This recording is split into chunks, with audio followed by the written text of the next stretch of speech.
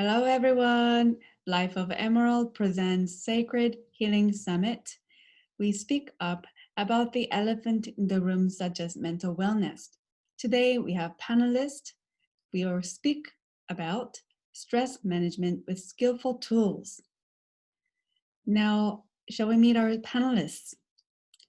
Our first panelist is Sabrina Rumbeck.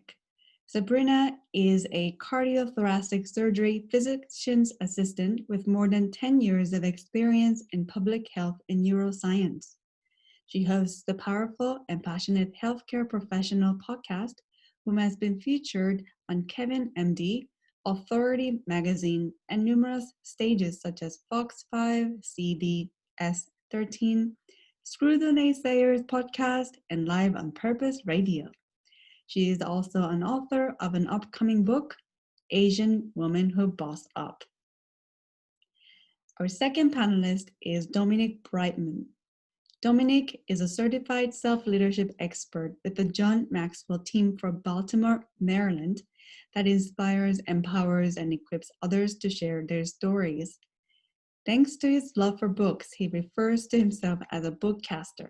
He is the best-selling author of 3 books and hosts a top-rated self-help podcast that interviews authors from around the world called Going North. His mantra is advance others to advance yourself.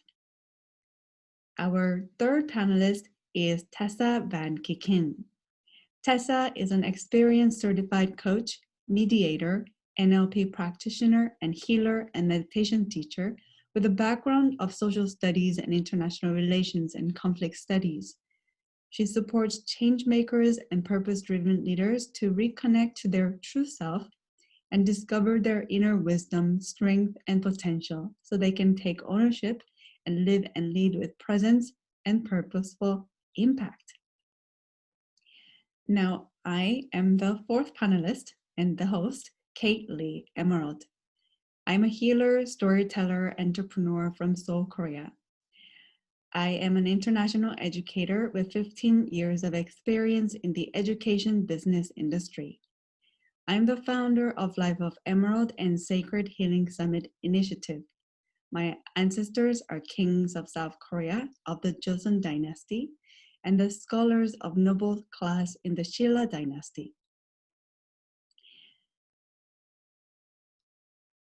Hi, everyone. How's the weather there? You're in Texas, you're in Netherlands, you're in Baltimore. How's it going there today? Well, it's pretty cold here, a little bit dull. So it's good to be inside. Yeah, a little turtle swag today, a little on the gray side of the game with the weather, a little overcast in the morning. We'll see what the afternoon brings, but hey, I'm still good nonetheless. Yeah, Houston usually is your warmest part and humid, but we've been doing well. Rain a little bit over Thanksgiving. I think it actually allowed people to slow down and force them to really relax a bit and recharge, regroup as we go forward. I love the idea of slowing down and enjoying and making the best of the dual weather moment. And indoors, we are having this dialogue to share with the public about the benefit of managing stress effectively with our industry insights and life wisdom. We have techniques and wisdoms and virtues that we have acquired throughout our lifetime. And our intention is to raise the conscious awareness that is grounded in love, peace, and harmony, and speak about the elephant in the room, which is mental health. Now, I have a few questions for our panelists, and I can't wait to hear from each and everyone here. They have rich voices here. And so feel free to jump in, anyone, and let's really have a dialogue about this. So what is your go-to strategy for relieving stress? Now, I think stress is very subjective. Everyone experiences stress from multiple different reasons and for different things. Something that I would feel stressful might not be same as to you because our resilience level is different. Now, of course, our success, our achievement, all that, right? It can give us a little bit of happiness or even resilience to go forward. But for most of us, it's really an emotional roller coaster that we go through each day. So how can we really bring ourselves back to that neutral state? For me, is to, number one, to allow yourself to really think about what your purpose is, even on a daily basis.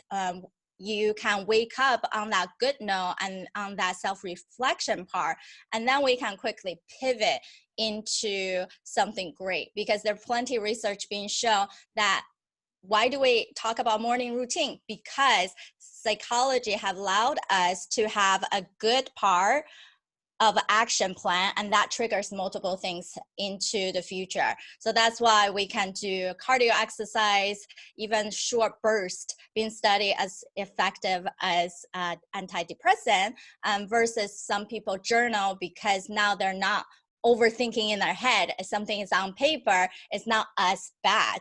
And what I do personally is I write down a statement the night before of what I love about myself and what I truly believe in. Because we just writing down things, gratitude journal, it becomes a chore. It's not something actually going to amplify into a greatness. So if it's something I truly believe in and I program into my morning alarm, and when I wake up, that's the first sentence that I read.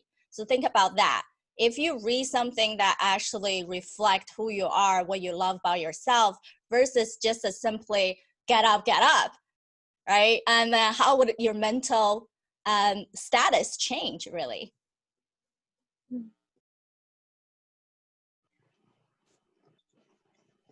I think I can very much resonate with what Sabrina was saying, and especially as well the subjectivity of stress. And I think this is already something that is a first thing that's really important for people, is to really look at themselves at their stress rather than comparing. Like, I think as soon as we start comparing, so I think one of the first things is to see if you can stop comparing whether you should feel stressed about something based either on your own thoughts about that or what other people believe about what you're going through, because I think that in itself is a lot like that is part of what causes you to feel stressed. And I think this is as well that in the work that I do, what I notice a lot is that although there is certain events or circumstances that can be perceived stressful, and the most useful of the most known ones are like, of course, illness, death, but also weddings and funerals and giving birth. But besides that it really is why we perceive being stressed comes from how we deal with that situation. So rather than focusing on changing the situation, which again, if you can, by all means do, but first and foremost, to mainly focus on, okay, how am I perceiving this? How am I dealing with it? Is there anything I can do about the way I handle this? And what do I need? Not based on what society or anyone else or yourself believe of what you should be doing in such a situation, but really going within and seeing what do I need in this moment. Oh my goodness, it's almost like we got a fruit salad of awesomeness so far with Sabrina and Tessa, because they said so many great things that I could really jump off of, especially with Tessa, with an important thing that a lot of folks deal with in today's world, whether it's industry specific or not, is the trap in the gap of comparison, because you can't compare your stress to someone else's and thinking that just because you may be going through something that you may weigh in and you may think, oh, I'm more stressed out than this person, like my stress should matter more. Like really all stress matters in this case. And we all just have to realize that first off, getting rid of comparison. If you're doing that to yourself, if you're doing that right now, avoid that right now like the plague. Like literally avoid it altogether. Just see that as leprosy. See comparison as leprosy and avoid the heck out of it. And to also remember to do some deep breathing as well, because we always have to remember to breathe consciously. We always breathe unconsciously as we're alive and well and as we're out and about. But really the deep breathing through the nose and making sure that you're really taking in the air and then really exhaling the air is always a great reminder, because we always need to breathe. And heck, even hydration. Sometimes folks forget to really just drink water, to be honest, more often than not, because when you're dehydrated, you're going to be more short with people, especially if you got a lot of caffeine in your system, running on 0 to 4 hours of sleep every day, and you're working these 12-hour shifts. You're going to be really feeling it. So really making sure that self-care is a must. So deep breathing and just drinking water, just a couple things that I do to really keep myself stress-free. And heck, even with Sabrina mentioning like the night before, like saying, noting one good thing that you love about yourself the night before and putting it in your head. Like your brain is cooking overnight. It's almost like it's a slow roast while you're sleeping in a way. And sometimes if you don't want to give your brain an idea to try to work on a problem for the morning, then probably even snag Sabrina's tip, because I'm going to be trying that myself in the future, of really just writing something down about myself that I like about myself and have that positive thought in my mind, as opposed to going to sleep with an audiobook, in addition to writing goals down and things like that. Yeah, absolutely. The brain, someone said that the brain does not know necessarily tell the difference between what has happened actually and what you imagine. So why not, might as well, before you go to bed, put that statement to your brain and cook it, and just something that is beneficial for you later when you wake up, and that could be your intention. And Tessa mentioned about how we relate to stress is how we really view what that incident is.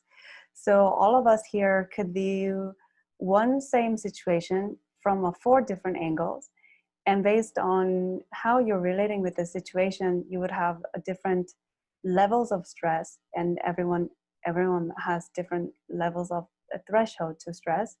And so I think our key here is to use strategies to really make yourself at ease, using breathing technique, as Dom mentioned. Now we have more strategies coming up, and I would like to ask our panelists the second question. What are the significant stressors in your industry, and how do you navigate it skillfully? Yeah, that's such a great question, Kate. In medicine, we know it's been studied that healthcare professionals have a higher rate of burnout than any average population. And some of the factors, even before the pandemic, is the high stress. We feel like we're obligated for everyone's life. And in some department and specialty, especially like me in heart lung surgery, things can turn really quickly inside the OR or outside, and even in transfer for people getting into the hospital. So we put extra weight on our shoulder, feeling like we have to, and if you don't do it, nobody can. So that's just one of the 9 sabotaging tendencies in one of my coaches' study on building your positive intelligence. Because at the end of the day, when we're achieving something in medicine, is quality of care for our patients. Do they feel better of getting treatment? Would they have a longer life to live? How would they actually enjoy themselves? However, we do have to think about the process that we're delivering the care. Because if we're just keep pouring things out, trying to figure things out, we're stressing ourselves out, and we're using the excuse of patient come first, and not really think about how we are treating ourselves and our teammates into different situation. And then we become what? Just like numbers. You're demanded by your return on investment, means how much you're able to see patient and bring back the revenue, and how much of a patient satisfaction score you are having. And then we're no longer seeing as we're practicing. It's a career path. It's a personal mission for some people. But at the same time, it's just one of the 10 key component of life. Is not everything. And if people start devoting everything to that one career and use that as an excuse, they'll no longer be able to connect to other important things in life, like the family, friends, that judgmental social support, and their own spirituality, their own finances per se. Yeah, definitely. Sabrina is speaking to the healthcare industry right now, and as we witnessed, there's a big demand in the healthcare industry to overperform, especially in 2020. And already these people in healthcare put others first and then them second. But this is a way we need to change the paradigm, because we cannot pour from an empty cup. And the analogy we give is in the airplane, when in case it crashes, we need to put our mask first and then to your child second. So that is really relevant to you need to please take care of you. And you pour the love and care from your fullness. And Sabrina, thanks for advocating on behalf of the healthcare industry. Important.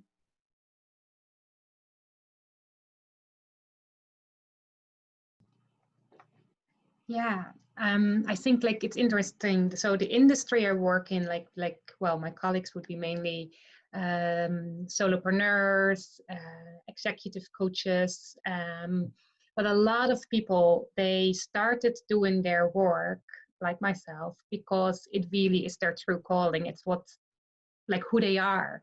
And I think one of the stresses that comes from that is that people also, whatever is being said about the work they do or what they do, that they feel it as very personal.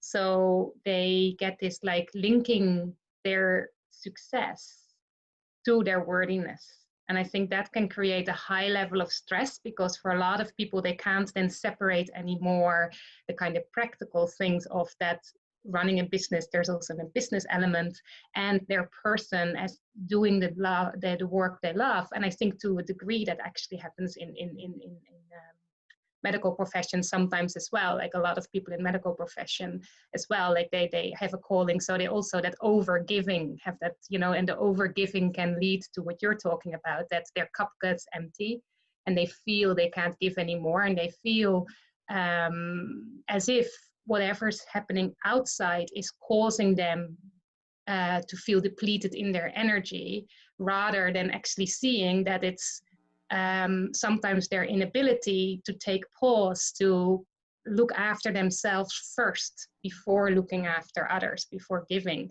So I think that is one of the things for sure. And then especially the clients I work with as well, in the work I do, what I see a lot is there's this mainly working with people that are kind of highly sensitive or that care about what happens in the world, and then feel this kind of sometimes nearly despair, to be honest, of that there is suffering in the world, and there's this real feeling of this is not the way it should be. And that resistance to what is creating a real friction, and is very stressful. And there's this idea then of that if they would accept what is here now, that would mean that they're being complacent, or that they just can't do anything about it. And what I really notice with people is that soon as they can see that accepting what is here right now in this moment, but then taking action from that space, really helps them to get out of that state of feeling stressed, because then their actions come from alignment rather than from a resisting what is. And it's the resisting. You see this even in a lot of the work I do comes from ancient practices. And one of the things I always compare it with is in Aikido, where they say that if something comes at you, if you hold it, your arm gets really tired very quickly. Whereas if you let go with it and let it dissipate, there's no energy lost.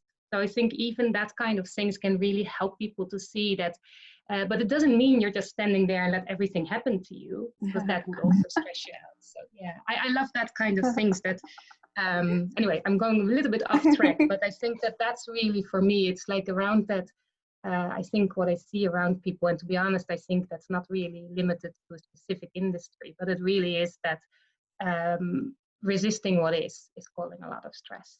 Mm-hmm. Yeah, definitely. The ancient wisdom, thanks for bringing that up.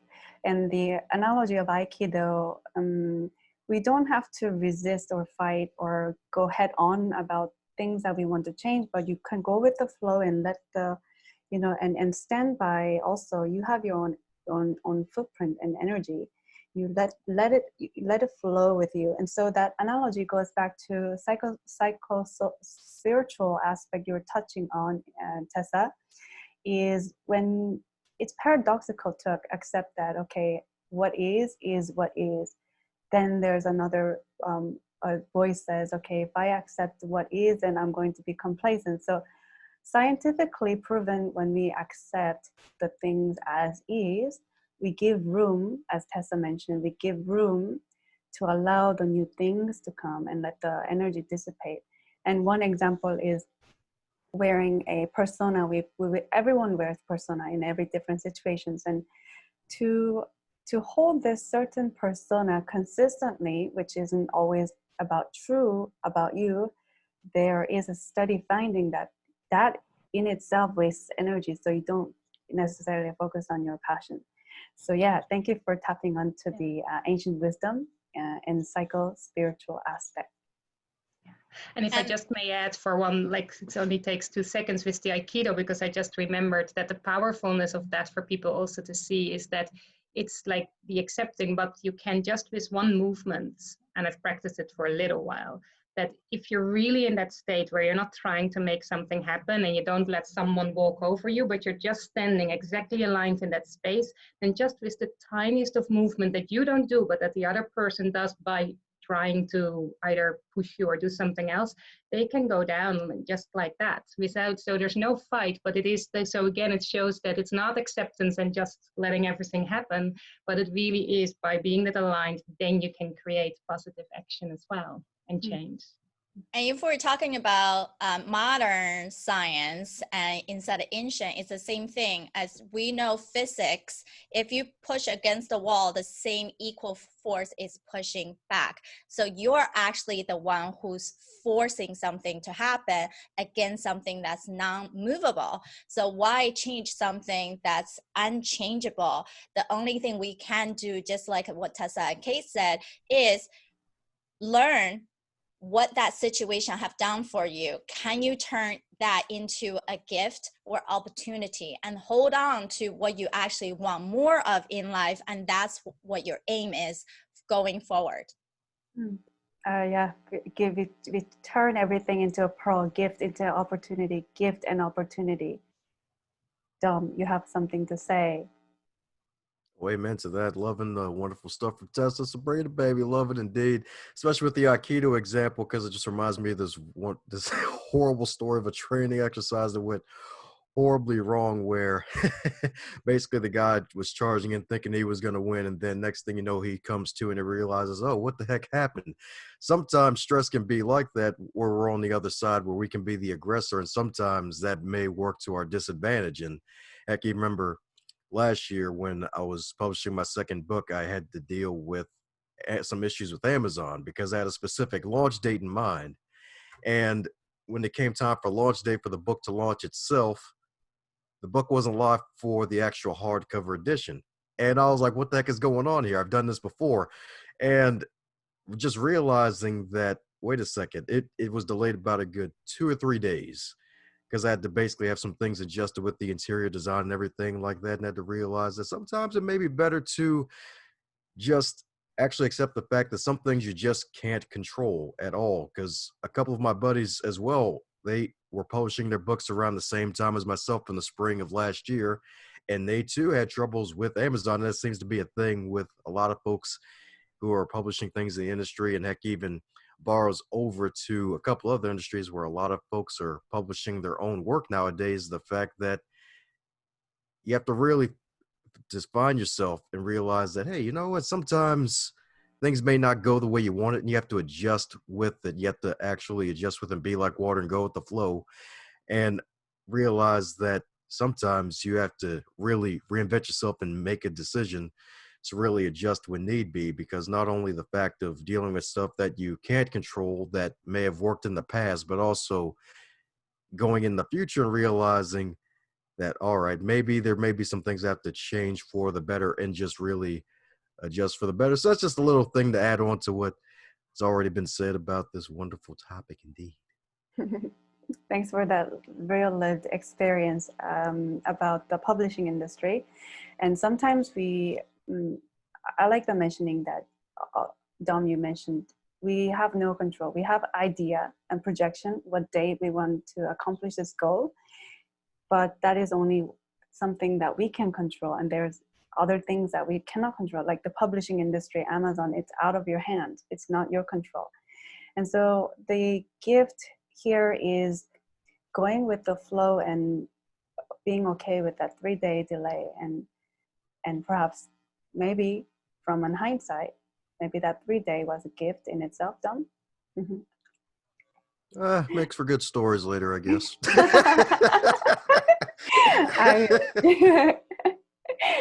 Yes. And may I add, the gift of struggle, struggle is we can really make some fun story out of it. Well, our third question for our panelists is that change isn't easy for all of us. What is one tool that helps you to change a habit effortlessly? Wow, like the topic of habit change has been talked about endless. And at the end of the day, I see it as any new idea or anything you want to do, instead of thinking as a habit, and we can think about how would that become a ritual for you, and what's the purpose of even doing that? Because any new idea is like a beautiful snowflake. If you have one, it's geography is unique, right? Just like your hobby. And if you just by itself on your palm, you look at it, it's gonna melt really quickly. But if you cluster them together into something else, just like a snowflake, and guess what? You give a little push down the hill, it builds momentum, and that grows bigger and bigger. So how do we do that in reality? Is that we know habit change means we need to know the trigger, we know the action, and the end result. This is not by this sequence. We actually need to start by knowing what is that end result we're hoping to accomplish.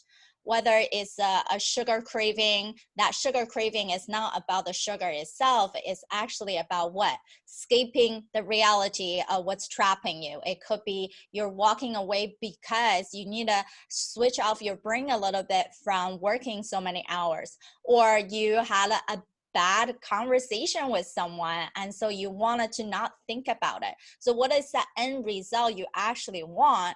And then think about trigger. And some of these trigger are very subconscious, right? Just like we're driving to work. We don't need a GPS to tell us where to go, because we pick up the subconscious cue of the signs, of the building, of the restaurant, of whatever. So can you actually track your behavior to figure out these cues? And it can take you a week or 2 weeks to do. But once we understand the subtle cues, these triggers that propagate a certain action to lead you into that result, then we can swap out this action. So even it's a good thing that we add on to what we mentioned earlier about, hey, you find out one sentence you love about yourself. Why do I ask, and why do I say I program into my morning alarm? Because we do it anyway. We have to set up alarm anyway. So when we attach to another action that's already existing, things happen quicker. Yeah, I really love that. And I think the interesting thing there as well is this thing of like what kind of complements I think what Sabrina is saying is also to allow time, because I think, and patience, because sometimes we think, oh yeah, I want to do this, and then we get frustrated that we don't by tomorrow do it, because we think, well, what happened? Why can't it just happen then? I said I wouldn't get as frustrated in traffic, or I said I was going to eat healthy, so why if I just say it to myself, why is it not happening? So I think there is also that patience that certain habits, good or bad, they have kind of, become part of our being, if you like. So it also takes time to change that. And I think one other very important thing is as well, to again, it comes to that alignment and really being true to yourself. I liked one thing that I learned more recently from a conscious leadership group training, that they said, like, about, again, what can control. And then one of the things they said that is very hard for people to realize is to say that you don't have control over your feelings and your thoughts. You have control over how you deal with them, but not over the actual feelings and thoughts arising. And I think that is very useful when looking at changing habits, because it means that in the moment where you feel like doing something or not doing something, that you need to realize that that doesn't necessarily mean that's a sign, whether it's good for you or whether that's what you, on a deeper level, on your calling level, want to change, but that it's just something you need to realize that will come up. If you say you want to watch less TV and do more reading, then you will feel huge resistance for a while and you crave that watching TV, right? And like, it is important to just allow yourself time to either, not get over, but to feel that craving and not do it anyway, or at times where you do give into it, to not just give out to yourself and make it something negative, but just to really to keep being positive about each time going into that space of making a different decision, of doing something differently, but to realize that that does take time, that it doesn't go automatically. And I think the other part of that is what I found really interesting is that they said to really also be very mindful with yourself, that there is a difference between wanting something and being willing. And that most of the time, like most people you talk to, they want to have a healthy lifestyle. They want to be more mindful, but they're not necessarily willing to take the steps to get there. And the not being willing doesn't mean you don't actually are willing to do these things, but it means it could be anything. It could be either that whatever that perceived as negative habit is giving you, that the positive of what it's giving you is at this moment in time bigger than the changing it. But it can also be that you just don't have the capability at the moment. It could be that, like for instance, if you feel that you want to speak up more, but you feel not capable because you're too much struggling with the anxiety of feeling fearful of rejection. In that case, your focus needs to be more on building resilience, building your confidence before you can do that. So, but it's then important for you then when you're in that process of creating new habits to realize that you need, again, that time and patience, and that maybe you need to first focus on something else, on building your capacity to do this, to create that habit. And I think that's very helpful. So I always would advise for people to really go within and say, okay, you may want this, but are you in this moment in time also willing to take the steps? And if you're not willing, is it that it's really just not for you? Or is it that you need to have something else? Is there something else you need first before you can take that step? Yeah, very, very good point. I think just add on to that willingness part, too many people want to do a lot of things. They feel like I have a lot of passion, I have a lot of capacity. However, just have the willingness is not also enough, because our primitive brain is going to scan for danger, fight and fly, and going to scan for things that are pleasurable. So when you're saying why people are not willing, it's not only just they don't have skills. Sometimes they do have the skills, but they are not making a non-negotiable. Too many things in life, people think priority, then they put 10 things on their priority list. Mm-hmm. They don't even know which one to start. And so they procrastinate to pick the one that's easiest. And if we actually make the things non-negotiable by understanding what the outcome can be and how they can produce us more time, quality of life, or whatever mission that you have, then it become more of a tunnel vision. I have to do it. When you have to do something, then it's no longer a willingness or not. It's your designed your life to be that way. Yes, so indeed. Much beauty here. Donna, I would love for you to share. Ah, yes, indeed. And it's so darn true. And one thing about change is that we have to all accept the fact that no matter how far we think advanced we think we are in terms of how ready for change we think that we may have, we all hate change. We all hate change. We have to admit that we all hate it. Heck, even with small things like if your social media, like your Facebook or your Instagram app, just really just changes a small button. Like funny enough, a couple days ago, a buddy of mine was complaining about the Instagram adding that little new shop button where the notification button was. And I'm like, oh, wow, that is sneaky. Okay. And then when I updated my phone and I was like, oh, that is sneaky. Okay, then. So he wasn't kidding. And I'm like, okay, so I have to really adjust here. And that's really just the thing, is knowing for the fact that at the end of the day, we all hate change as human beings. We love to really be creatures of comfort, and we loved having our creature comforts. And it's like, don't mess with our screen, don't mess with the way we do things. But really, just kind of going back to what the terrific Tessa said, is just really giving yourself time to adjust to that. Now it's like, all right, with this little feature here, I have to make sure that I don't hit that little shop button, because I don't want to be left into a black hole of folks trying to put me in their sales funnel. It's like you just don't want to wake up one day and realize, you know what, I'm in a sales funnel. How the heck did I end up here? So just really just knowing the fact that we all hate change, giving yourself time to adjust from the change, and not only doing that, but also just finding yourself something else to do to really distract yourself in a positive way from it. Like with the TV reading example, that's always a great example. Heck, even with writing and just actually just distractions, period. Like the best thing you can do for yourself is find yourself in your place of productivity. Like with myself in my home now, thanks to COVID, since I can't go to coffee shops anymore, and I don't want to go to a coffee shop now because I don't want to wear a mask while I'm doing my work in front of a laptop, because that would be crazy. I basically have to set aside a specific area in the home to making sure that it's just for that specific task.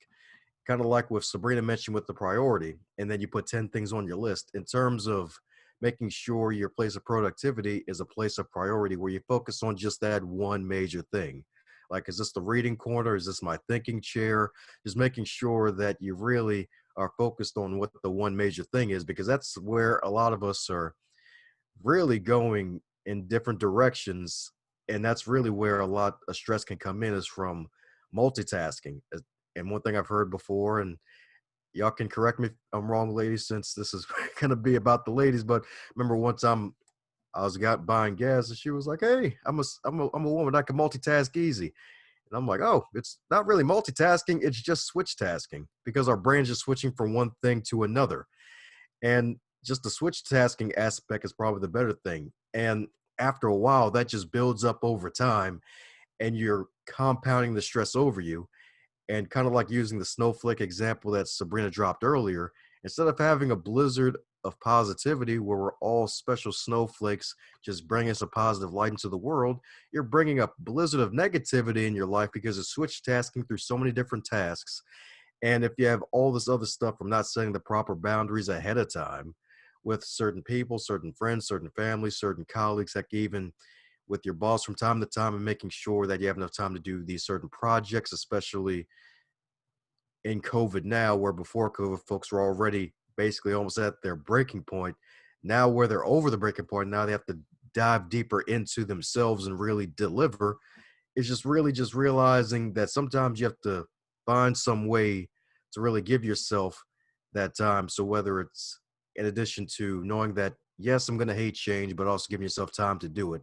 But when it comes to giving yourself time to adjust to the change and making minor adjustments, find your own POP, your place of productivity, where you do just one thing in that one area, and that'll help you deal with the change, because change is coming. Life is going to bring you change whether you like it or not. Lovely, lovely. Yeah. So, change is inevitable, and the only thing that is real is change. And also, there's a quote, only thing that's real is love. So, love and change is going to stay no matter how much we resist with some added stress we give ourselves. And the analogy of Sabrina, snowball effect, we start with the flake and let it like get it big over time. And also, Tessa, you mentioned about taking a perspective of a long-term goal. Right? If you make an intention to, okay, I'm going to make this snowman with a snowflake, but in the middle of making a snowman, if the snow melts away, you cannot really beat yourself up, but really you have to look at the bigger picture. Maybe 3 winters later, you will build a beautiful snowman, right? And Dom, you're mentioning that the key to productivity is really narrowing the focus. So train yourself. Also, Sabrina mentioned, train yourself to have less option. Okay, you're a passionate person. You can, and you're an ambitious person. You can put 10 things in your plate. However, does that really serve you? Does it serve me to accomplish one priority, which is to change this one habit? So please do things that won't backfire on you, but really simple is good. Also, be compassionate with your changes, and change is here to stay. So with that, I would like to ask you, everyone here, the Simon Sinek's the why question. Why are you an advocate for what you do? What is your core mission in your industry? What fuels your passion? What is your why? Yes, why is our driving force for everything, right? And for me, it's that a few years back, I was someone who's a very typical person who feels like you have to do more, you prove to yourself, and you're young, you have all these resources right now, and later on you can relax once you're set up. So I'm not unique in that way. We are all doing the same thing. We feel like if we finish this shift, we finish this project, then I can relax. Then I can reward myself. And if I'm only finish this one conversation, and maybe that will lead me somewhere. Because in life, we're so used to making these means goals, these little check marks of getting another degree, certification, accomplishment. Like what Tessa was saying earlier, we associate who we are as a person, our confidence, our identity to that achievement. And once we start doing that rabbit hole, and we no longer seeing ourselves as an appreciable person. So back a few years ago, I was running around doing multiple surgeries one after another and pulling 80 hours plus, and on top of that, taking calls from the hospital. And one day I woke up already exhausted because I was on call again. That beeper keep running. And I was still scrubbed in for a heart surgery. When I was in that state of feeling, I'm exhausted, I'm having a fever, but I have to go. You're no longer thinking about what your state is. You're just thinking about the doing part. So we put ourselves like these little good machines of just doing what we're really good at and not thinking about what the consequences of tomorrow brings. So despite my nurses took pity on me and gave me medication when I was still scrubbed in, that was just Band-Aids. So when I woke up, covered with night sweat, can barely get out of bed, I had to admit that this is it. You have to take a sick day. We don't need a medical degree to tell ourselves when you got to rest. And when your body forces you to do that. So when I called in sick, my manager told me that, ooh, Sabrina, you're just telling me this now. It's one of the first time I realized no matter how much we devote to other people or organization, no one is devoting the same amount as you, because we put other people, advocate, knowing, respecting them first. And that's just our nature of being human, being good, how we raised. However, how often do you put yourself first or put your colleague first and thinking in their shoes that we are at the end of the day are just a human being? So my mission is to empower ambitious young professionals in demanding careers to see that they can be an influential key figure in their field, that no one can afford to lose them, and find their voice to truly rise up. And then we won't feel overwhelmed, underappreciated, or undervalued. I believe that people don't have a burned out issue. They have a leadership and boundary issue. Oh, well said. Yeah. I can relate with you, Sabrina, about putting everyone else first. I was in the education industry as a teacher, and for 3 years I worked so hard. Well, I cannot compare with the medical industry, but personally, my energy depleted, and I had to call in sick for a couple of days, and my body was running low.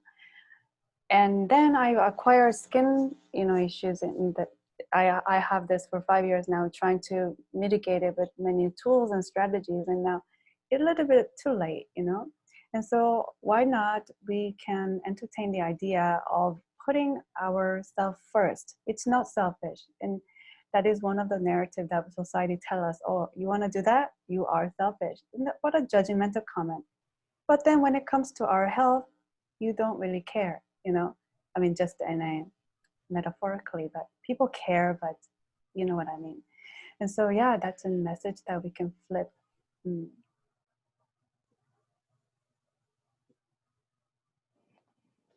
Yes, wow. That's such a beautiful story and such a beautiful why. I think it's nearly hard to follow.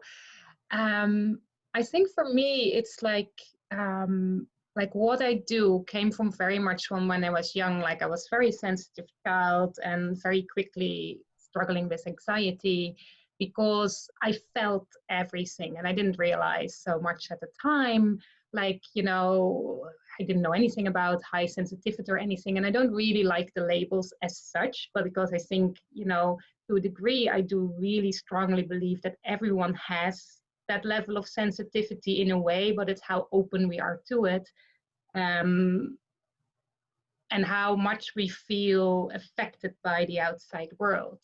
And I think for me, it happened like as a child, I really struggled with the amount of suffering, like just in general, and not understanding how that was possible, because really everyone I would encounter, like no one intentionally wanted to hurt anyone.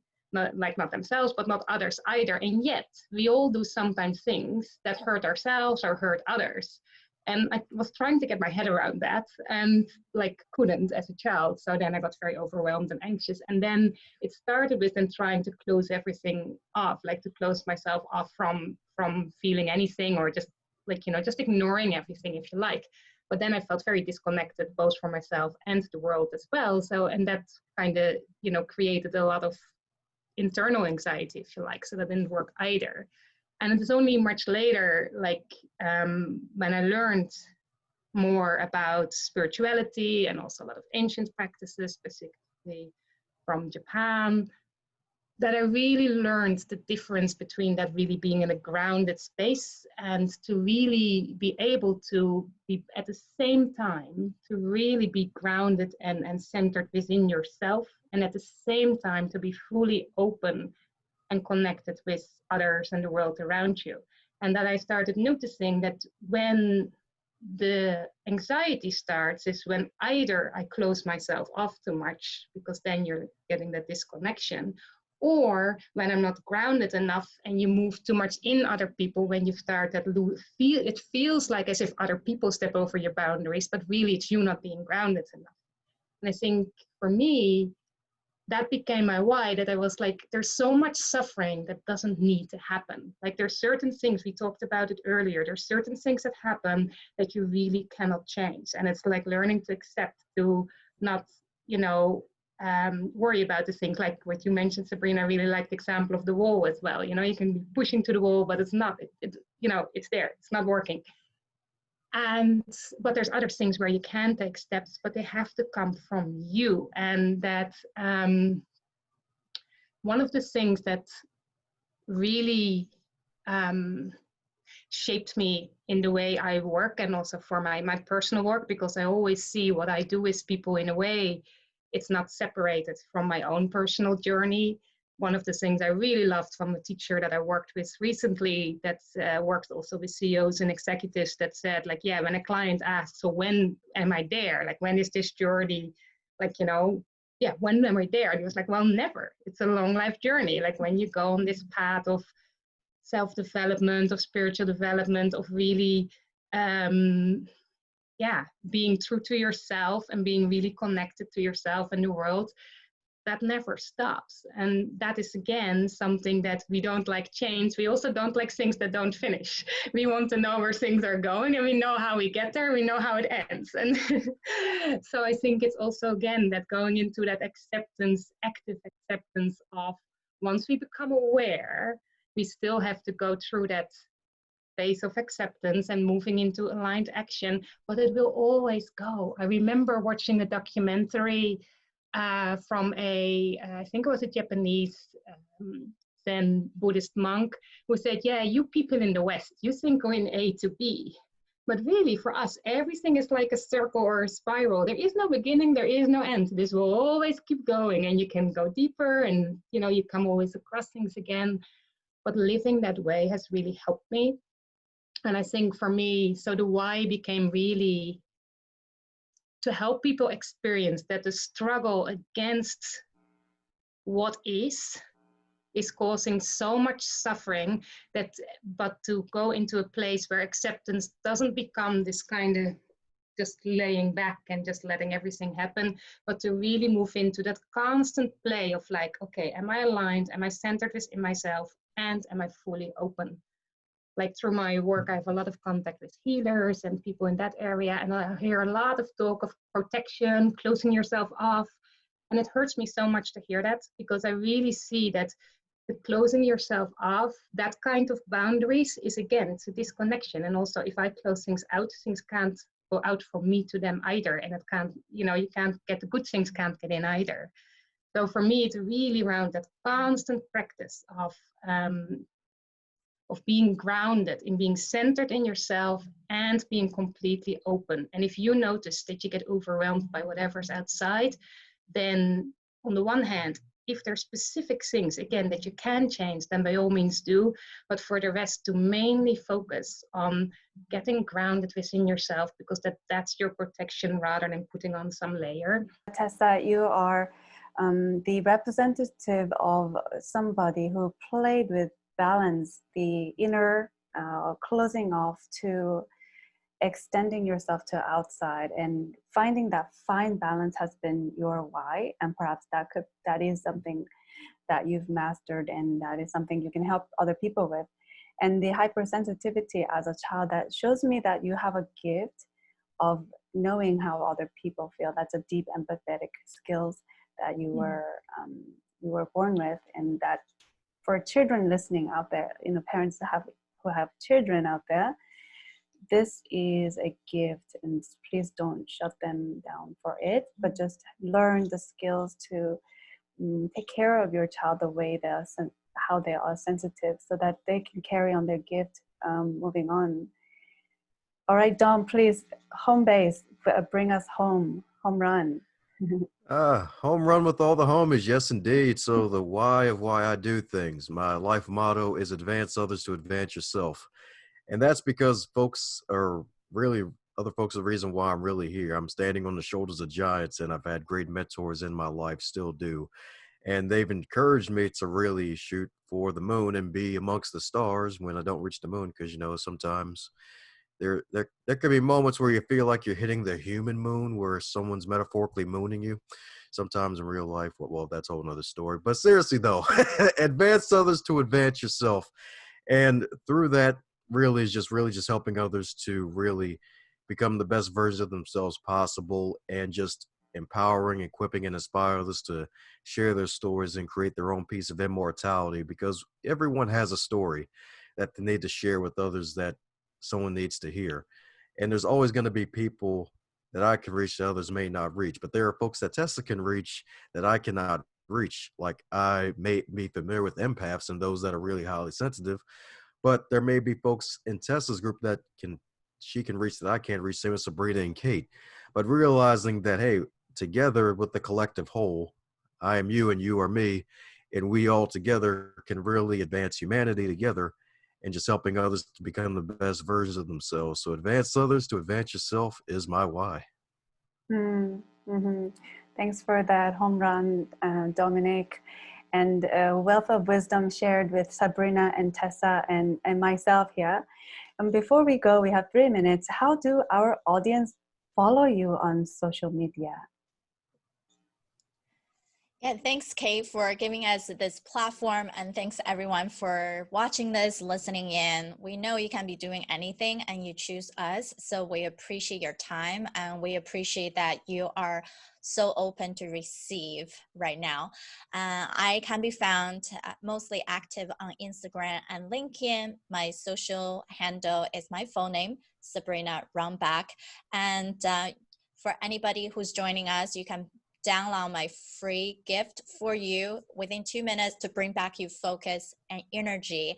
And that's go to sabrinarumbeck.com/energy. Right. So yes, thank you everyone for being here. For everyone who's watching or maybe the replay, I do think, again, when we talk about being one, also I think this whole conversation, these kind of conversations really bring in a deeper level than you could get when just talking on your own about something. I really do believe that this complementary thing, it's like that, you know, the sum is bigger than the parts. Like, yeah, you can follow me. I'm mainly active on LinkedIn and Facebook. On both of them, you can find me under Tessa Van Kikin, Kweken, and also under True You Mentor on Facebook, my Facebook page. And I do have a meditation video or a reflection video, which goes a little bit deeper on this aligned decision making and active acceptance. And if you just wherever you want, send me a message, and I also will give Kate the link. So wherever you find me, you can just let me know that you want it, and I'll send it to you. All righty. Well, guess that means I'm next. You can find me on DomBreitman.com, DomBreitman.com. Everything Dom is there. Be sure to check out the Going North podcast itself. New episodes every Monday and Thursday with the different authors sharing something inspirational as well as a takeaway that you can take away to help improve your life, or heck, even if you want to write a book of your own.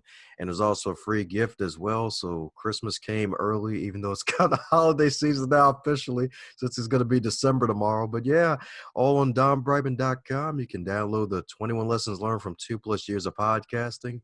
That's a nice little free ebook for you if you want to learn what it takes to start, grow, and manage your own podcast, indeed. And you can find all that on DomBreitman.com. And thank you, Kate, and as well as Tessa and Sabrina. You ladies are rock.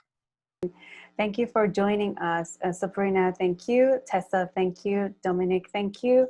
And Kate, the soul, thank you. So for our conclusion, our audience listening, I hope you received a nugget of wisdom here in our show today.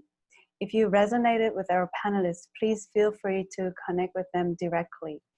For more inquiry about us, please visit our website, lifeofemerald.com. Now, we're offering a 30-day happiness program for anyone wishing to reduce stress and get in touch with your passion once again. For more information, visit us 30dayhappiness.com. Till we meet again, please take care and see you later. Bye.